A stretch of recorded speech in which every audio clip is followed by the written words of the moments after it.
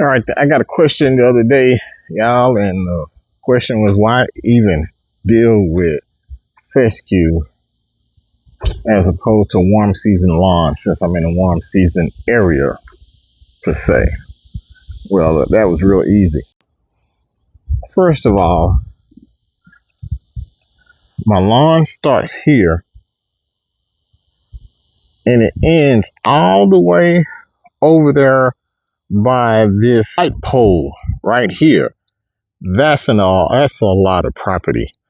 And trying to get Bermuda to grow up under this is an absolute no-no. And the reason why it's a no-no is because I have 1, 2, 3, 4, 5, 6, 7, 8, 9, 10, 11 oak trees. That's too much shade. And I really got 12 if you want to count the back bar back there behind my gate. So Bermuda is not going to grow up any of this. Let's just keep it 100. Bermuda is not going to grow. So in addition to Bermuda won't grow, St. Augustine, I may have a chance for it, but you can only get St. Augustine by sod. And we already said that the light pole is where the property ends and it starts way over here. That is too much damn sod. And trying to just plug it and wait until it all fills in will take years. Absolutely not. Absolutely not trying to plug this and wait years. And in addition to that, it's still going to have issues just like my neighbors over there with the trees. They got bare areas. It's really hard to get to St. Augustine to grow up under shade. It still needs a lot. It still needs sun. My neighbor right here, up under the shade tree here, he keeps sodding it, but it keeps dying because it's just not enough sun getting there. And I would have the same issue here. So that's not really a feasible option. So the next thing somebody would say is Zoysia, you could plant that. Well, the Zoysia will have the same issue. It's just too shaded. And I will have to continually cut this trees down yearly, which is going to be hundreds to thousands of dollars each year trying to keep enough sun, some type of filtered sunlight on this. It is just not feasible. The only place that I can grow Bermuda is the Bermuda that you saw me trying to kill off with the triclopyr and the fusillade.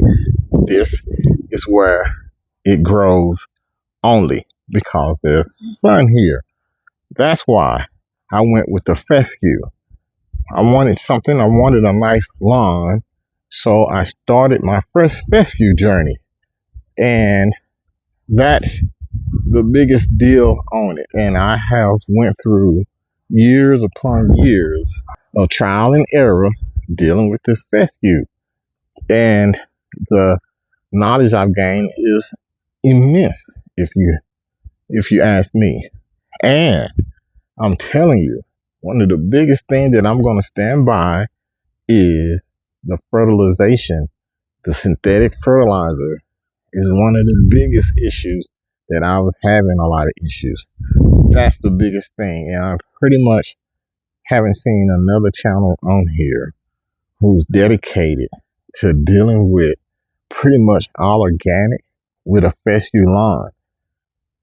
I mean, my fungus issues are so rare these days.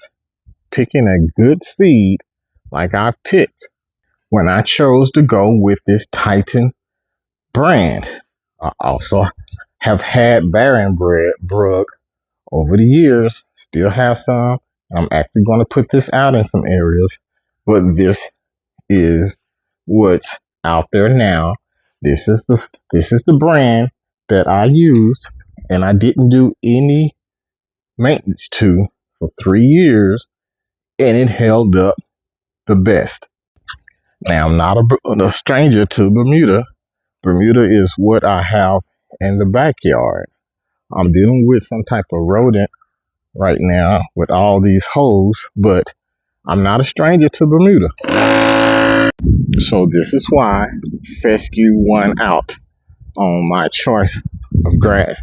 So it does look a mess now, partially because I'm getting ready to overseed and I've chopped the grass down to the lowest setting on my riding mower here. And I'm also aerating right now. So, but also keep in mind, this is 3-year-old Titan fescue with zero maintenance and this much fescue. So I had an issue with my sprinkler system, didn't do anything. For the third season, I didn't. Here it is. So I'm getting ready to get all these holes. I'm just riding along, just picking all these holes in here.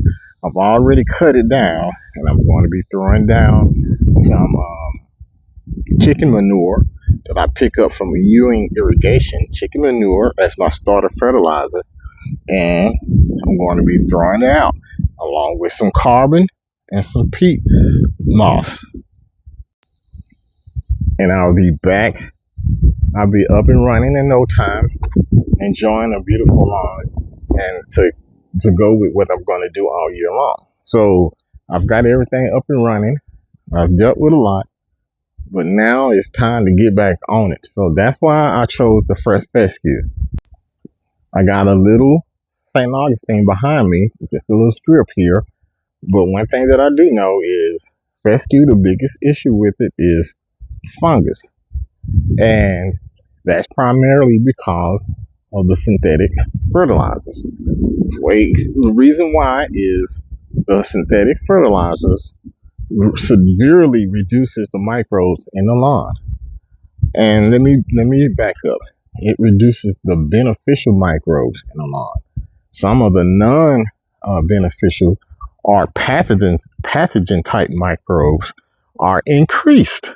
Those are the wrong ones. So when you hear people talk about it's been proven that synthetic fertilizers either increase or don't affect the microbes in the lawn, it does affect the microbes in the lawn, and it does increase, but it's the wrong microbes. Y'all understand me? It's the wrong one.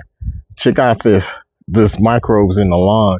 If you look at this video and you're seeing these microbe attacking other microbes, well, the beneficial microbes are doing that to the microbes, the bacteria, the fungi that causes all the different types of fungus that you have in the lawn. You have an imbalance. When you use too much of that salt, the beneficial microbes hate.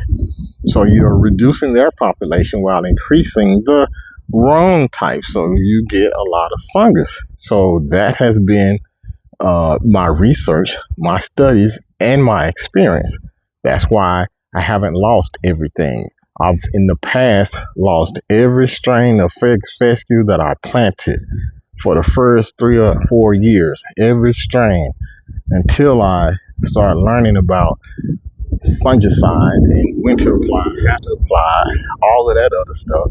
And then I still lost a considerable amount until I stopped using synthetic fertilizers. Not just by happen, because I stopped using synthetics and went with organic stuff. That's when I start to get a lawn that is continually surviving. And that is the lawn that you see here. It's surviving without input with synthetic fertilizer. So that's the game here. That's what I'm doing. This is what I contribute.